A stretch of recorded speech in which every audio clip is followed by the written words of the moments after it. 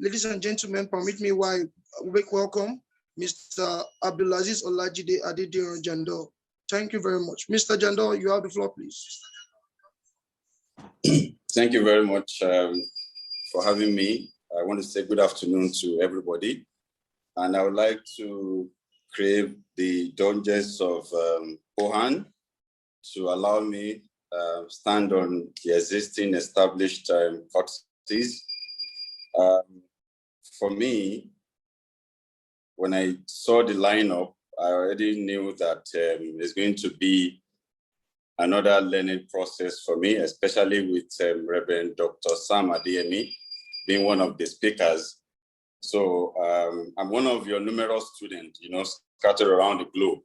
And today, I would say, once again, I've been able to benefit from your wealth of wisdom, especially when it comes to leadership.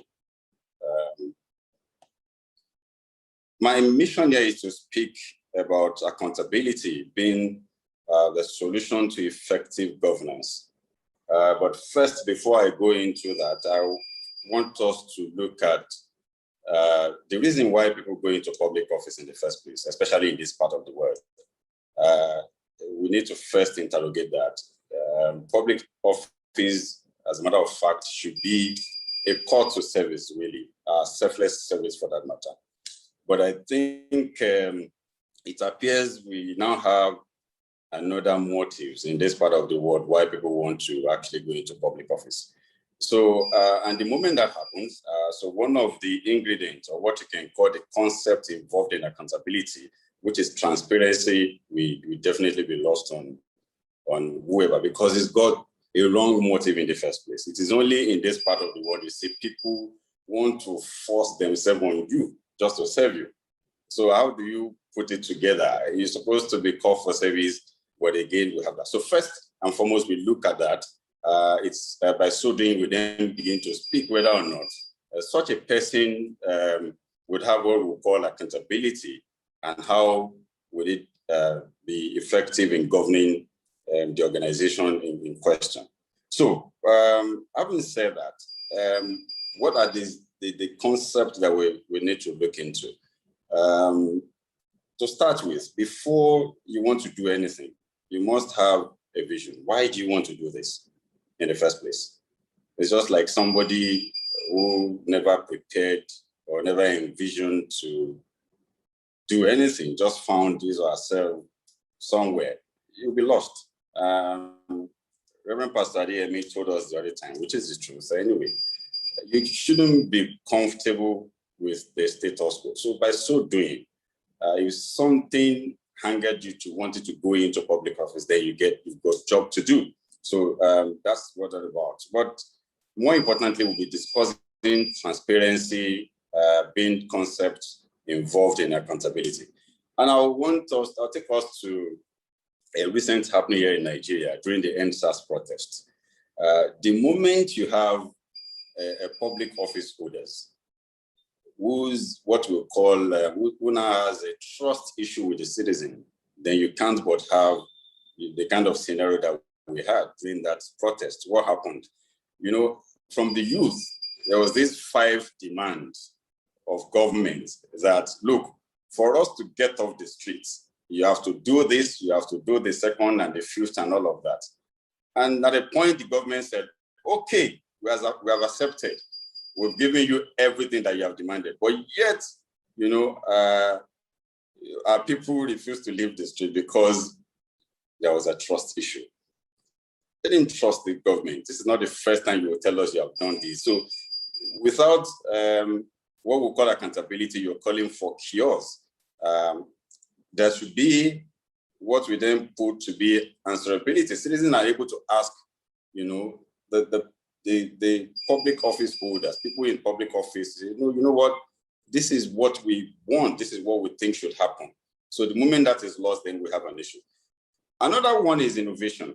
Trust me, if we're doing it the way it's been done, if you come with nothing, then you're going to have an issue with the people that you're governing. So,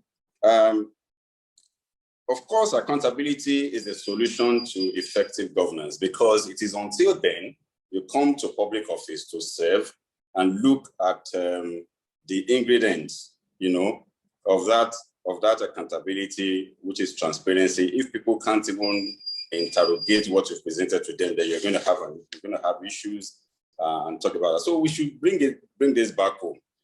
If the foundation is faulty, then that is where the problem is. What's the foundation? What's the motive of going into that public office in the first place? If the motive is wrong, we don't expect such a person to be accountable for anything because it's got a wrong motive in the first place. And public service is about selfless service and to serve the people. So then again, what is the benefit of innovation? Innovative accountability.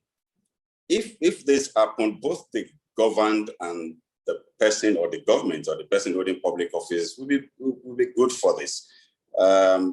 Because with this, you'll be able to bring about new thinking. You'll be able to give people what they want. They will see something different from what it is. And this will help you to realize what we call the Sustainable Development Goals. Today, we're still struggling. We're still struggling to get, Reverend Sam Adeyemi said earlier on that if you're dead in another, let's say about 60 years ago, and you wake up somewhere in Nigeria today, you'll still be able to find your way around. And that is because nothing much is really being done. You see that on the part of the people, on the citizens, they're struggling. You mentioned the product boys at that time. They're doing on their own to see how they can bring what we call innovation into our system. But on the part of the public office holders, we still have a lot to do. And I want to believe that perhaps the reason for that is not far-fetched, because the crop of people we have at the top as we speak, they're above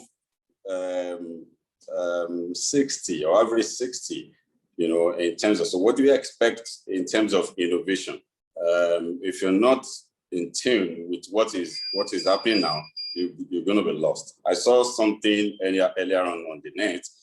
Some people paraded about 5 young chaps on the side of the Twitter, and they paraded another big barbaric men on the part of Nigerian government. They said, okay, they are going into discussion for this Twitter ban. So I wonder the kind of discussion that's going to go on there. I wonder if we're going to have a connection of sorts. But it is what it is. But it's only innovative accountability and citizens' engagement in governance for realization of sustainable goals that can do this.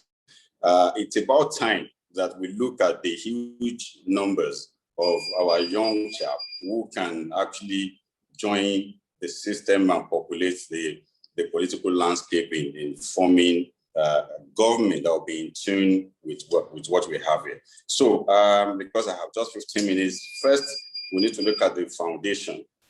If you're comfortable, just like Pastor said earlier, with the status quo, and you decide to go into public office, it is still the same that you're going to come. But if you think of the status quo and you believe that no, it shouldn't be, and you're able to challenge the status quo, it shows that you've got some new thinking, away from what we have.